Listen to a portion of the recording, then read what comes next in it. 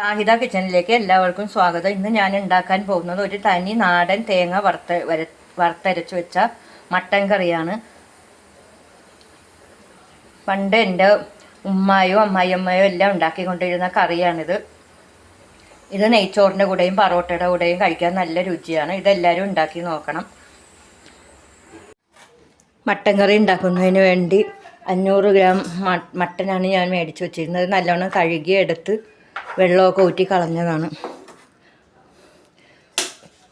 കുറച്ച് ചുവന്നുള്ളി, ഇഞ്ചി വെളുത്തുള്ളി പേസ്റ്റ് എടുക്കാൻ വേണ്ടി 1 കുടം വെളുത്തുള്ളി, 1 പീസ് ഇഞ്ചി, 2 തക്കാളി, 2 വലിയ ഇടത്തരം സവാള സ്ലൈസ് ചെയ്യാൻ വെച്ചിരിക്കുന്നു.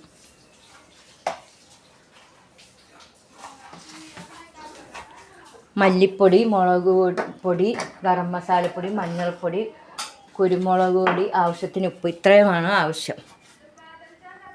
ഒരു കുക്കർ അടുപ്പത്ത് വെച്ച് ഗ്യാസ് ഓൺ ചെയ്ത് കുറച്ച് വെളിച്ചെണ്ണ എടുത്ത് ഒഴിച്ചു കൊടുക്കുക. ഒരു 3 ടേബിൾ സ്പൂൺ വെളിച്ചെണ്ണ ഒഴിച്ചു കൊടുക്കുക.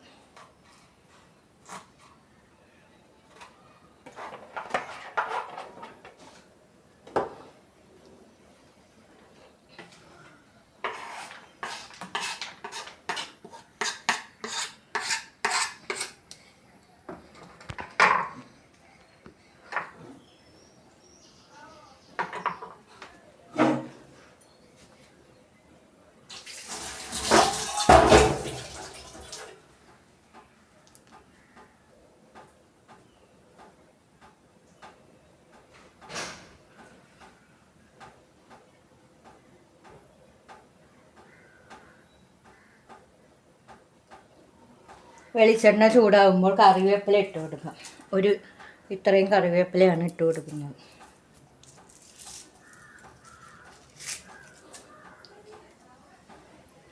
അതിന് ശേഷം സവാള ഇട്ട് കൊടുക്കാം. 2 വലിയ സവാള സ്ലൈസ് ചെയ്തതാണിത്. സ്ലൈസ് അല്ല, പൊടിപ്പൊടിയായിട്ട് അരിഞ്ഞതാണ്.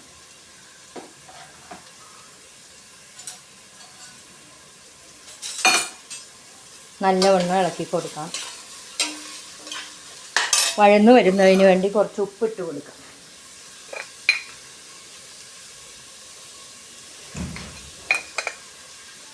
ഇത് വഴന്നു വരുന്ന സമയം തീ കുറച്ച് മീഡിയം ടൈപ്പിലാക്കി വേണം ഇഞ്ചിയും വെളുത്തുള്ളിയും പേസ്റ്റ് ചതച്ചു കൊണ്ടുവരാം. ആദ്യം ഇഞ്ചിയും വെളുത്തുള്ളിയും പേസ്റ്റ് ആക്കിയതിന് ശേഷം പിന്നെ ചുവന്നുള്ളി ഒന്ന് ചതച്ചെടുക്കണം. ഒരു മിക്സിയുടെ ജാറിൽ ഇഞ്ചിയും വെളുത്തുള്ളി ഇട്ട് കൊടുക്കാം.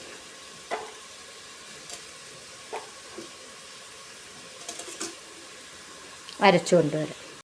ഇപ്പോൾ സവാള നല്ലവണ്ണം വഴന്നു വന്നിട്ടുണ്ട്. ഇനി ഇഞ്ചി വെളുത്തുള്ളി പേസ്റ്റ് ഇട്ട് കൊടുക്കാം. ഞാൻ രണ്ടും കൂടി ഒന്നിച്ചിട്ടാണ് ആക്കിയത്. നല്ലവണ്ണം ഇത് മൂത്ത് വരുന്നത് വരെ ഇളക്കിക്കൊണ്ടിരിക്കാം. ഇഞ്ചി വെളുത്തുള്ളി പേസ്റ്റ് ഇട്ടതിന് ശേഷം 2 മിനിറ്റ് നല്ലപോലെ വഴറ്റി കൊടുക്കാം.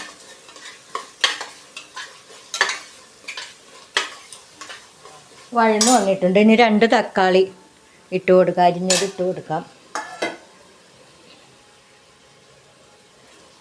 ഇനി പച്ചമണം മാറുന്നത് വരെ നല്ലപോലെ ഇളക്കി കൊടുക്കാം. തക്കാളി ഇതിൻ്റെ കൂടെ ചേർന്ന് നല്ല സോഫ്റ്റായി വരുന്നത് വരെ ഇട്ട് മൂപ്പിക്കണം.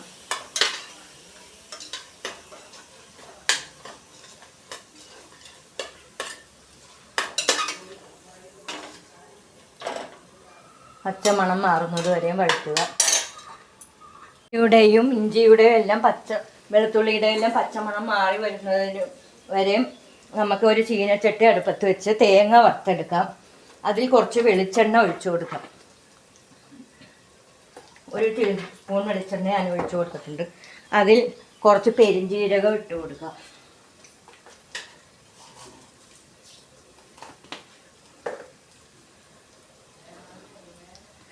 പെരിഞ്ജീരകം ഇട്ടതിന് ശേഷം നല്ല ജീരകം ചൂടായി വരുമ്പോൾ 1 കപ്പ് തേങ്ങ ഇട്ട് കൊടുക്കുക. നല്ലവണ്ണം ചുമന്ന് വരുന്നത് വരെയും വറുത്തെടുക്കാം.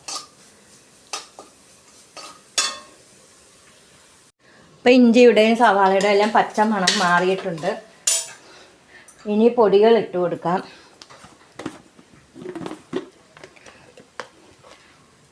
ഒരു ടീസ്പൂൺ പിരിയൻ മുളക് പൊടി,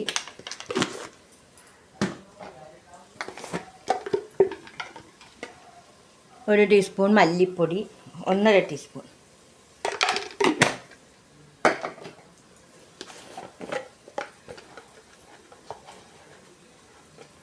ചെറിയൊരു ടീസ്പൂൺ മഞ്ഞൾപ്പൊടി, നിറച്ചും കിട്ടിയില്ല, ഗരം മസാലപ്പൊടി ഒരു ചെറിയ ടീസ്പൂൺ. ഇത്രയും ഇട്ടതിന് ശേഷം നല്ലവണ്ണം തീ കുറച്ച് വെച്ച് മൂപ്പിച്ചെടുക്കാം.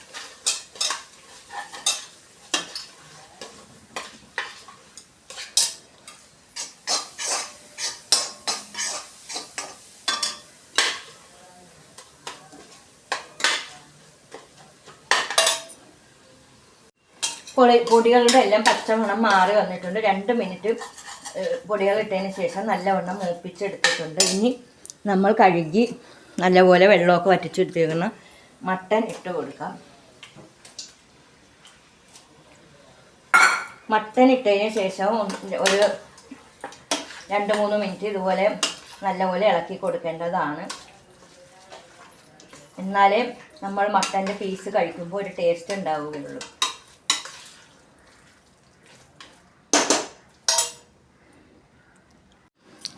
ഈ വീഡിയോ നിങ്ങൾ സ്കിപ്പ് ചെയ്യാതെ കാണണം, എന്നാലേ കറി വെക്കുന്നത് എങ്ങനെയെന്ന് നിങ്ങൾക്ക് കറക്റ്റായിട്ട് മനസ്സിലാവുള്ളൂ. ഇതിലൊരു ഇൻഗ്രീഡിയൻസ് കൂടി ചേർക്കാനുണ്ട്. 1/2 സ്പൂൺ കുരുമുളക് പൊടി ചേർത്ത് കൊടുക്കാം.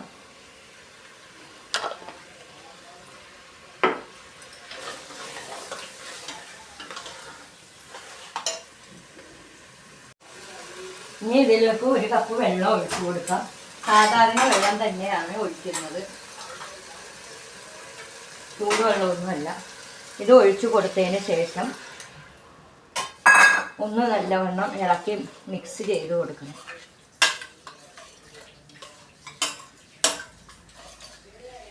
അതിന് ശേഷം കുക്കർ അടച്ച് വെച്ച് ഇറച്ചി വേവുന്നത് വരെയും, സാധാരണ ഒരു 4-5 വിസിലിൽ വേവേണ്ടതാണ്. ചില ഇറച്ചിയുടെ വ്യത്യാസം വരും. വേവുന്നത് വരെ ഇട്ട് വേവിക്കുക. ആദ്യത്തെ വിസിൽ നല്ല ഒരു തീ കൂട്ടി വെച്ച് അതിന് ശേഷം തീ കുറച്ച് വെച്ച് വേവിക്കണം. കുറച്ച് ചുവന്നുള്ളി ചതച്ച് വെച്ചത് ഞാൻ ഇടാൻ വിട്ടുപോയി, സോറി. ചുവന്നുള്ളി ചതച്ചതും കൂടി ഇട്ട് കൊടുക്കാം, എന്നാലേ കറിക്കൊരു കുറുകൽ കിട്ടുള്ളൂ.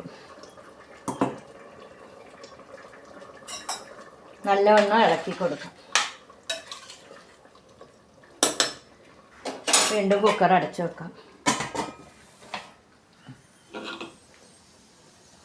തേങ്ങ കുറച്ച് നല്ല മൂത്ത് വരുന്നുണ്ട്. ഇനി നല്ല ബ്രൗൺ കളറാകുന്നത് വരെയും വറക്കണം.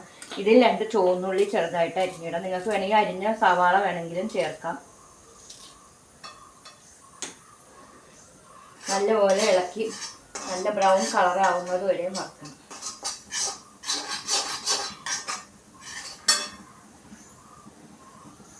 തേങ്ങ നല്ല ബ്രൗൺ കളറായിട്ടുണ്ട്.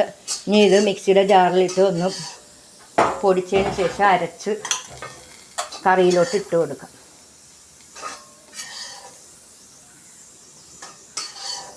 ഒരു1/2 കപ്പ് തേങ്ങയാണ് ഞാൻ എടുത്തത്. ഇതിനി മിക്സിയുടെ ജാറിലിട്ട് അരച്ചിട്ട് വരാം. മിക്സിയുടെ ജാറിലോട്ടായിട്ടുണ്ട്. തേങ്ങ നല്ലവണ്ണം തണുക്കാൻ വെക്കണം ഇച്ചിരി നേരം. തേങ്ങ നല്ലവണ്ണം തണുത്ത് വന്നിട്ട് നേരെ ചൂടുണ്ടെങ്കിലും കുഴപ്പമില്ല. ഇനി അത് പൊടിച്ചെടുത്തുകൊണ്ട് വറുത്ത തേങ്ങ നല്ലവണ്ണം ചൂടാറിയതിന് ശേഷം 1/4 കപ്പ് വെള്ളവും കൂടി ചേർത്ത് നല്ലവണ്ണം അരച്ചു കൊണ്ടുവന്നിട്ടുണ്ട്. ഇനി ഇറച്ചിയിലോട്ട് നമുക്ക് ഇട്ട് കൊടുക്കാം. ഇതിലൊരു 5 വിസിൽ വന്നിട്ടുണ്ട്. ഇനി ഇറച്ചി വെന്താന്ന് നോക്കാം നമുക്ക്.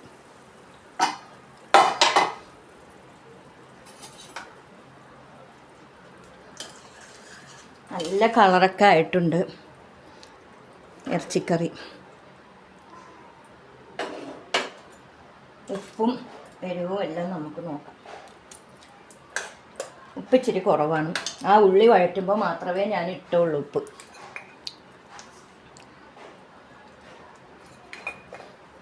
ഇനി അരച്ച് വച്ചിരിക്കുന്ന തേങ്ങ ഇട്ട് കൊടുക്കാം.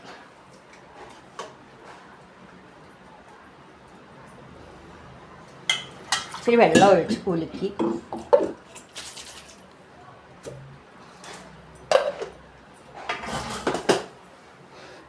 നല്ലവണ്ണം മിക്സ് ചെയ്യാം.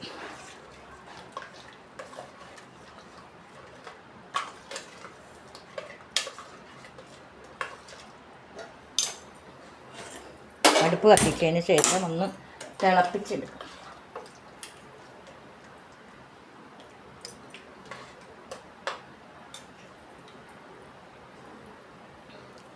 ഉപ്പ് ഇച്ചിരിയും കൂടി ഇട്ട് കൊടുക്കാം. വളരെ കുറവാണ് ഉപ്പ്.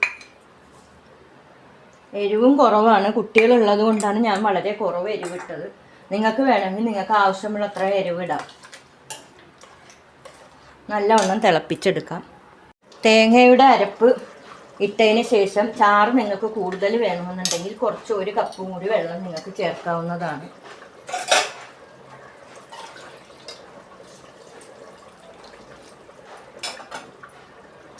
ഇനി ഇതിൽ ഒരു അര സ്പൂൺ ഗരം മസാലപ്പൊടി, 1/4 സ്പൂൺ ഗരം മസാലപ്പൊടി കൂടി ഇട്ട് കൊടുക്കാം. കുറച്ച് കറിവേപ്പിലയും ഇട്ട് കൊടുക്കാം.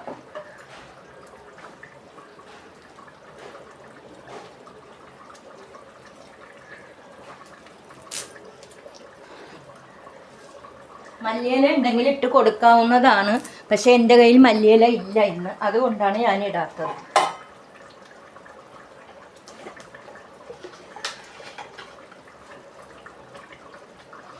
മഞ്ഞൾപ്പൊടി കുറച്ചുകൂടെ ഞാൻ ഇട്ട് കൊടുത്തു.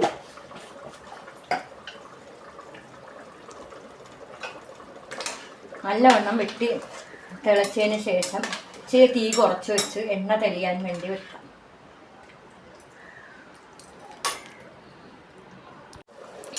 മട്ടൻ കറി നല്ല തിളച്ച് വരുന്നുണ്ട്. നമുക്ക് ഇറച്ചി വെന്താന്ന് നോക്കാം. ഇറച്ചി നല്ല വെന്തിട്ടുണ്ട്. ഇനി ഒരു ചെറിയൊരു വേവും കൂടി ഇടാൻ വേണ്ടി കുറച്ച് നേരം മൂടി വെച്ച് അടച്ച് വെക്കാം. തീ കുറച്ച് വെച്ച് വെക്കാം. നല്ല എണ്ണയൊക്കെ തെളിഞ്ഞ് വന്നിട്ടുണ്ട്. ഇനി അടുത്ത് അടക്കാം. ചൂടോടുകൂടി തന്നെ ഈ കറി നമുക്ക് സെർവ് ചെയ്യാം.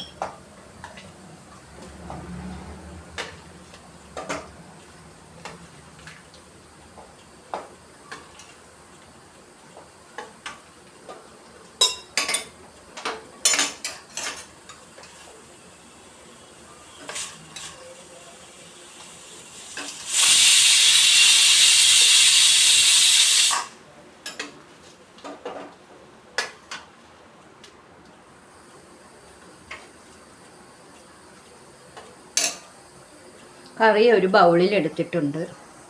ഈ കറി നിങ്ങൾ ട്രൈ ചെയ്ത് നോക്കാൻ മറക്കരുത്. ഇത് നെയ്ച്ചോറിൻ്റെ കൂടെയും പറോട്ടയുടെ കൂടെയൊക്കെ അടിപൊളിയാണ്. ഇത് ചെയ്ത് നോക്കിയതിന് ശേഷം നിങ്ങളുടെ അഭിപ്രായങ്ങൾ കമൻറ്റിലൂടെ അറിയിക്കണം. ഈ കറി എല്ലാവരും ഉണ്ടാക്കി നോക്കി ഇഷ്ടപ്പെടുകയാണെങ്കിൽ ലൈക്ക് ചെയ്യുക, ഷെയർ ചെയ്യുക, കമൻറ്റ് ചെയ്യുക. സബ്സ്ക്രൈബ് ചെയ്യാതെ ആരെങ്കിലും ഉണ്ടെങ്കിൽ സബ്സ്ക്രൈബ് ചെയ്യാൻ മറക്കരുത്. ഇനിയൊരു നല്ല റെസിപ്പി ആയിട്ട് വരുന്നത് വരെ ബൈ.